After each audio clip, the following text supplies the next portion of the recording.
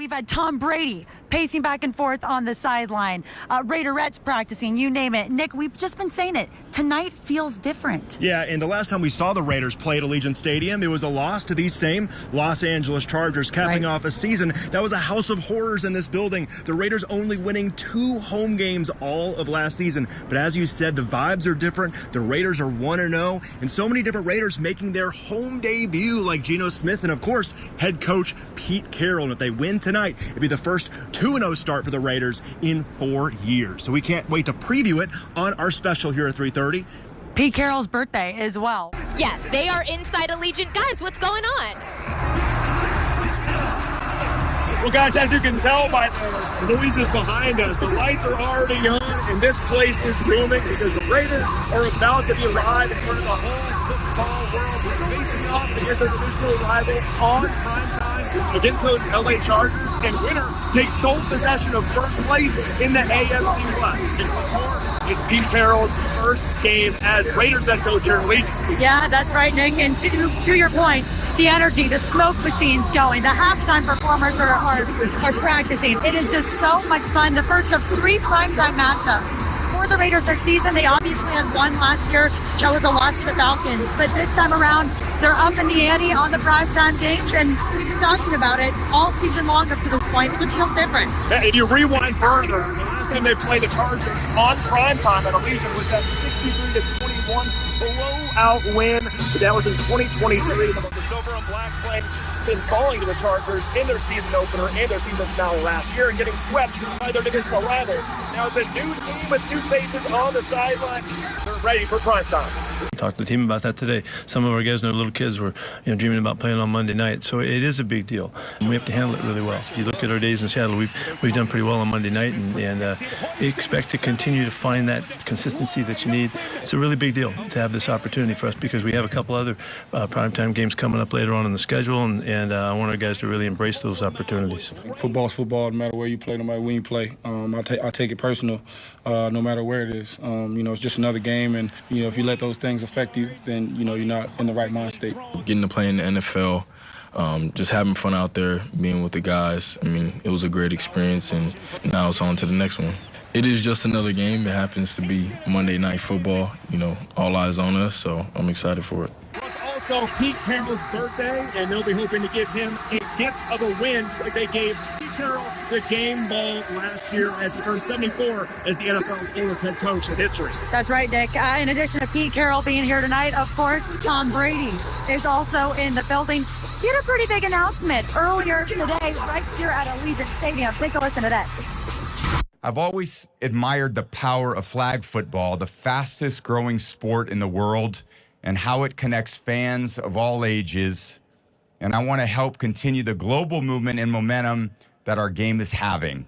So I'm very excited to announce that I'm coming out of retirement and teaming up with His Excellency Turki Al-Sheikh, Fanatics, OBB Media, and my friends at Fox Sports to launch the Fanatics Flag Football Classic. Tom Brady and Rob Gronkowski have walked around in the field. I'm sure they're excited to see this game. Ashton Jensen and Geno Smith debuts at home as a Raider. And we can see Pete Carroll chomping that gum for the first time at Allegiant Stadium. That's right, Nick. And Max Crosby, Brock Bowers, 2 players who are going to be involved in that flag football league with Tom Brady. Speaking of which, let's toss it over to Trisha and Taylor. Taylor, you have a little bit more about Brock Bowers' status tonight. Let's hear it. If I were a betting woman, I would say that Brock Bowers is playing tonight, but the Raiders currently have him listed as questionable for tonight's home opener here at Allegiant Stadium. Now,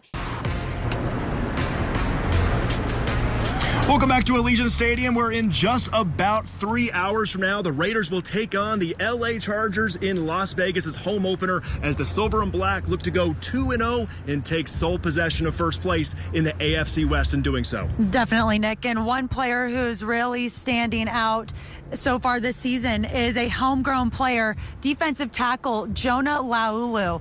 Last year, he was in Monday Night Football against Atlanta. Had a big night for him, right? Yep. Isn't that correct? Yeah, he recorded his first sack of his career that night. That's right. And I was able to catch up with him, Nick, earlier in the week about coming back here, Allegiant Stadium, Monday Night Football with the Raiders in his hometown.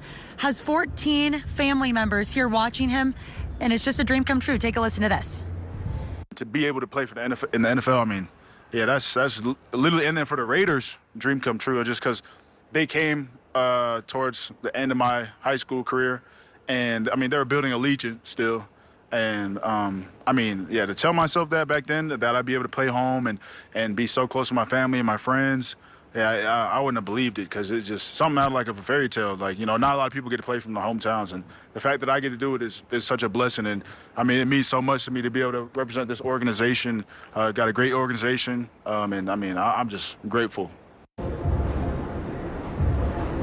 So awesome for Jonah. In addition to him, Caillou Blue Kelly, another homegrown kid out of Bishop Gorman, is going to be playing here tonight with the Raiders, of course. He's looking to make a big impact as well. Yeah, the Raiders started 1-0 for a reason. They had a great outing in Foxborough with that 20-13 win last week, but now they get a challenge with these Chargers that took down the defending Super Bowl runner-up, Kansas City Chiefs, the week prior. We cannot wait to see it. There's so many storylines to look out for tonight. Trisha, we'll go and send it back to you.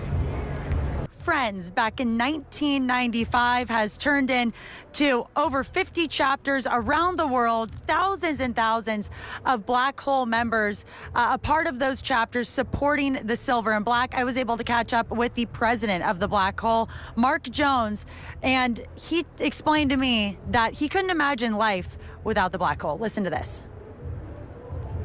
This fan base is like an extended family for me. They've taken me in 25 years ago, 30 years ago, and I've never left. I'm going to be the proudest when we get to the point here where we do black out this stadium and get our fans in our seats for our games, for our team, right here in our town, which is Las Vegas now. So I'm really, really excited about the future. 3, check. We'll have more from Mark Jones later this week and throughout the season. Such a great guy, has so much passion for not only the Black Hole organization, but the Raiders, of course. Grew up in Northern California, was a fan of them since 7 years old and beyond with his dad. And so there's so many stories about the fandom within the NFL like that, Nick. There's been so many fans in the Black Hole and Raider Nation as a whole that we've loved to meet. And just to our left over here is where the Black Hole will be. We'll get to see the Darth Vader again and Rilla. I mean, this is what the home opener is all about, is getting these passionate fans back in here and hopefully celebrating a win. And the last time the Raiders were on that field 9 months ago, they did not celebrate a win. It was that loss to the LA Chargers that closed last season. Look, it's been a long wait since the Black Hole and Raider Nation has been in this building, since January 5th to be exact. And last season, the Raiders' only primetime game came when Desmond Ridder was behind center. So now, Alex, the hype is back, and for one Black Hole member I spoke to this week, starting this season by beating Josh McDaniels and the then divisional rival Chargers, it could not be sweeter. I mean, to really understand the matchup, you have to understand the rivalry between Harbaugh and Pete Carroll going back to college. And Pete Carroll has always been that Achilles heel for Harbaugh, and I'd like to see him continue that. I can't stand Harbaugh, and I can't stand the Chargers, and I can't stand their fans, if you can even use plural for their fans, because they have like, what, one? For them to come here and leave beaten, brother, that would be like awesome, especially on Monday night game. Oh yeah, I would absolutely love that. Yeah, I think over 60,000 fans in here, at least the ones wearing silver and black, would love to see that. The Raiders taking sole possession of first place, going 2-0 for the first time in 4 years when this team was led by John Gruden and eventually made the playoffs. And look, Alex, it's been since 2003 when the Raiders won a playoff game. We were little kids at that point, but this team, from what we've seen earlier on with the culture change with Pete Carroll, maybe they have the goods, and I guess we'll see tonight. And not only are the Raiders just in a drought, waiting to get to that playoff part of the year, the Chargers are also, it's been a lot of years since they've made it to the postseason as well. And he even mentioned it, Jim Harbaugh, just the rivalry between Pete Carroll and Harbaugh. We're going to toss it over to Trisha and Taylor. Taylor has some good stuff on that longtime rivalry between Pete Carroll and Jim Harbaugh. What you got, Taylor?